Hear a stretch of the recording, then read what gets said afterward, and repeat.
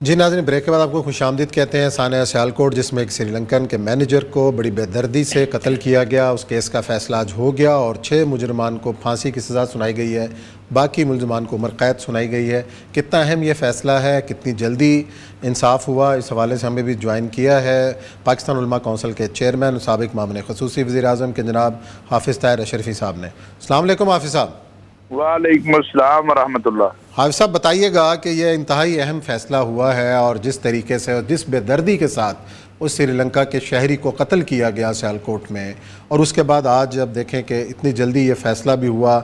اور قانون نافذ کرنے والے اداروں نے اپنا کام کیا، اس کے بعد پروسیکیوشن نے کام کیا، تو کتنا اہم فیصلہ ہے یہ؟ بسم اللہ الرحمن الرحیم، الحمد للہ رب العالمین والصلاة والسلام علی رسولہ النبی الکریم۔ سب سے پہلے تو میں اللہ کریم کا شکر ادا کرتا ہوں، پھر اپنے ملک کی عدالتوں کا اور عدلیہ کا، اپنے تفتیشی اداروں کا۔ میں سمجھتا ہوں کہ یہ آج بہت بڑا فیصلہ ہے اور یہ بنیاد ہوگا آئندہ اس قسم کی بربریت اور وحشت اور دہشت کو روکنے کا انشاءاللہ تعالی۔ میں یہ وقت کی اور حالات کی ضرورت تھا یہ فیصلہ، اور جس طرح عدلیہ نے اس میں تمام شواہد کو سامنے رکھتے ہوئے مجرمین کو سزائیں دی ہیں اور جن کے لیے کوئی نرمی ہوئی ہے، مجھے امید ہے کہ انشاءاللہ تعالی عدلیہ آگے جو اپیلیں ہوں گی اس میں وہ بھی کٹہرے میں آئیں گے۔ پاکستان ایک ایسا معاشرہ ہے جہاں مختلف مذاہب اور مسالک کے لوگ رہتے ہیں، اور یہ جو بربریت سیالکوٹ میں ہوئی تھی اس سے پورا پاکستان دکھی ہے، ہم شرمندہ ہوئے دنیا کے سامنے۔ لیکن آج ہماری عدلیہ نے جس اب تیزی کے ساتھ اور انصاف کی بنیادوں پر یہ فیصلہ کیا ہے، اس سے ہمارے سر فخر سے بلند ہوئے ہیں۔ وہ جو شرمندگی ہمیں ہوئی تھی وہ بلا شبہ بہت بڑا سانحہ ہے، لیکن یہ واقعہ جو ہے اور یہ سزا جو ہے یہ پوری پاکستانی قوم کی طرف سے میں سمجھتا ہوں کہ آج عدلیہ کا، اپنے ملک کے تفتیشی اور سلامتی کے اداروں کا اور جو بھی اس میں معاون بنا، میں ان سب کا شکریہ بھی ادا کرتا ہوں، اور یہ واضح کرنا چاہتا ہوں کہ جس طرح اس کیس کے اندر پاکستان کے تمام مکاتب فکر کے علماء، مشائخ، تمام مذاہب کے قائدین نے یکجان ہو کر کھڑے ہو کر اس وحشت اور بربریت کی مذمت کی تھی، اور اسی طرح ہم جو ہے کسی بھی کو یہ اجازت نہیں دے سکتے، نہ دیں گے کہ وہ پاکستان کے اندر اس طرح کا وہ کھیل کھیلے۔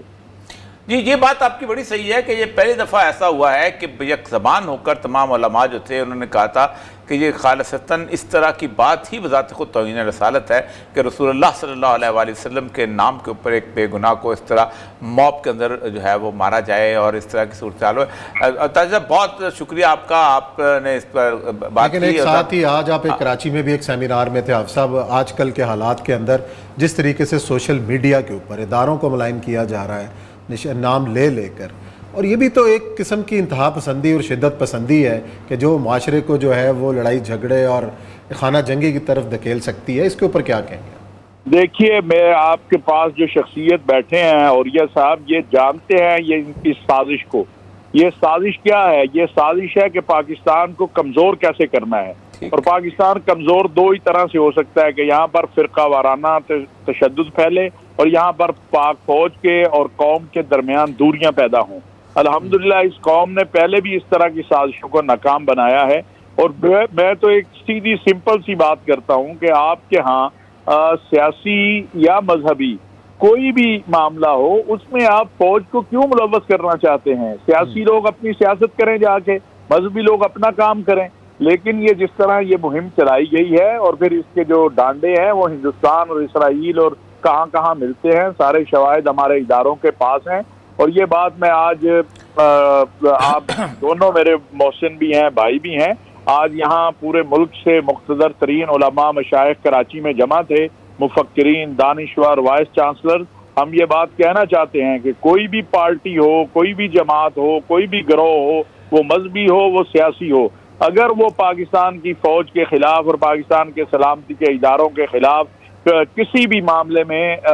ملوث ہوگا، ہم اس کے سامنے کھڑے ہوں گے۔ یہ فوج ان کی بھی ہے۔ کیا اس ملک کے اندر جب یہ ہم سوتے ہیں، یہ فوج جس وقت سیاچین سے لے کر افغان بارڈر تک پہرا دے رہی ہوتی ہے، تو یہ جو آج چند افراد ہیں، اور میں نوجوانوں سے بالخصوص کہنا چاہتا ہوں اور اوریہ صاحب سے بھی کہوں گا، یہ بھی نوجوانوں کو پیغام دیں کہ میرے بچوں یہ غصہ ضرور ہوتا ہے، آپ کے نظریات ہیں، آپ کے پسند ناپسند ہے، لیکن یہ جو پاکستان کے سلامتی کے اداروں اور فوج کے خلاف مہم ہے، اس کی اساس ہندوستان میں ہے، اسرائیل میں ہے، ہمیں ان کے ہاتھوں استعمال نہیں ہونا ہے۔ ہم اپنی فوج کے ساتھ کھڑے ہیں، اپنے سپہ سالار کے ساتھ کھڑے ہیں، اور جو اس طرف دیکھے گا اس سے پھر ہم نمٹنا بھی جانتے ہیں، جو ہاتھ بڑھے گا ہاتھ توڑ دیں گے، جو آنکھ دیکھے گی آنکھ نکال دیں گے۔ یہ کوئی نہ سمجھے کہ پاکستان کی فوج جو ہے اور سلامتی کے ادارے، ان قوم جو ہے یہ برداشت کر لے گی کہ کوئی ان کے خلاف مہم سازی کرے گا یا ان کے خلاف۔ بہت شکریہ حافظ صاحب، آپ نے بڑی تفصیل سے ذکر کیا اس بات کا۔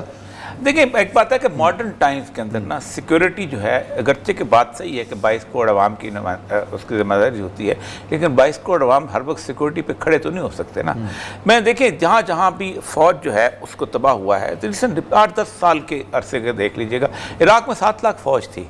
لیکن جس وقت وہ فوج بیٹھی ہے تو اس کے بعد عراق کا کوئی صورت پرسانے آ نہیں رہا۔ یہی شام کی صورتحال دیکھ لیں، یہی لیبنان کی صورتحال دیکھ لیں، یہی تو ایک بات تو یہ ہے کہ وہ بات ان کی صحیح ہے کہ غصہ جو ہے وہ ادارے کی صورتحال میں نہیں نکالنا چاہیے، باقی آپ کی غصہ ہمارے ہاں ہے، سب کچھ ہے۔ اور دوسری طرف ایک بات اور بھی ہے کہ مطلب میں بصد احترام، پہلے بھی میں نے کہا تھا، اب بھی کہا کہ آپ جب بھی پاکستان کی D A G I S P R کسی معاملے پہ پولیٹیکل کمنٹ کرے گا تو اس کا جواب آئے گا، آپ لوگوں کو سیٹسفائی نہیں کر سکتے۔ میں نے اس میں لکھا بھی ہے 20 سال سے آپ لوگوں کو سمجھانے میں لگے رہے کہ یہ امریکہ کی نہیں ہماری جنگ ہے، کیا لوگ مانے؟ جنہوں نے ماننا تھا انہوں نے مانا، جنہوں نے نہیں ماننا تھا انہوں نے نہیں مانا۔ اسی طرح آپ یہ اگر سمجھانے لگ جائیں گے کہ یہ جناب لیٹنٹ انٹرونشن اور اس کانسپریسی میں کیا فرق ہے تو پھر مذاق اڑے گا۔ سوال پولیٹیکل بھی ہو تو آپ کو جواب نہیں دینا چاہیے کسی طور پر، آپ نہ بھی انٹرفیئر تو جواب کی ضرورت نہیں ہوتی۔ دنیا میں کہیں آپ مجھے بتائیے گا، دنیا میں کہیں جو ہے وہ ان پولیٹیکل ایشوز کے اوپر کبھی کوئی جواب دے رہا ہے؟ یہی وجہ ہے کہ وہ ایشو بن جاتا ہے، اور ایشو پبلک میں نہیں، عوام تو آپ سے محبت کرتی ہے، لیکن وہ 4-5 لوگ جو ہیں اس سوشل میڈیا کے اندر اور قومی اسمبلی کے اندر، آج قومی اسمبلی کے جس سے تقریریں ہوئی ہیں مجھے بڑی تکلیف ہے۔ اس کی بنیادی وجہ یہ نہیں ہے کہ وہ تقریریں کیوں ہوئی، بنیادی وجہ یہ ہے کہ ان تقریروں کا بیس کاز کہیں اور تھا اور گرمی وہاں اور نہیں، کہ غصہ کسی اور جگہ کا ہوتا ہے۔ تو اصل مسئلہ یہ ہے کہ جتنا آپ رسپونڈ کریں گے براہ راست، یہ کس لیے ہے وزیر دفاع کس لیے ہوتا ہے، کیوں نہیں آتا وہ سامنے، کیوں نہیں سیکرٹری دفاع آتا، کیوں نہیں باقی لوگ آتے؟ ان کو آنا چاہیے، بالکل آنا چاہیے، اور ہمت جمع رکھنی چاہیے، ان کو بھی صحت بنا۔ ایک تو کمزور ترین وزیر دفاع لے لیتے ہیں بیچارہ۔ چلے جی، دیکھتے ہیں آنے والی حکومت کس کو لیتی ہے، کوئی صحت مند وزیر لیتی ہے یا کمزور لیتی ہے، اس کا انتظار رہے گا۔ کل میرا خیال ہے پھر اس سامنے آ بھی جائے گی۔ پروگرام کا وقت ختم ہوتا ہے، کل انشاءاللہ پھر ملیں گے نئے موضوعات کے ساتھ۔ خیال رکھیے گا، اللہ حافظ۔